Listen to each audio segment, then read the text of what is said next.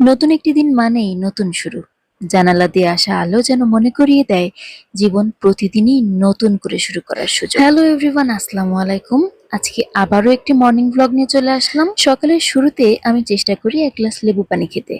এটা একটা ছোট্ট হ্যাবিট, কিন্তু শরীরকে সতেজ রাখে এবং মস্তিষ্ককে সক্রিয় করে। সত্যি বলতে এই ছোট ছোট অভ্যাসগুলোই কিন্তু আমাদের জীবন বদলে দেয়। দিনটা যদি এক কাপ চা বা কফি ছাড়া শুরু হয়, তাহলে আমার কাছে মনে হয় যেন কিছু একটা অপূর্ণ থেকে যায়। চায়ের ধোঁয়া, সকালের হাওয়া আর পাখির ডাক এক অদ্ভুত প্রশান্তি। সকালের সময়টাই আসলে সবচেয়ে প্রোডাক্টিভ।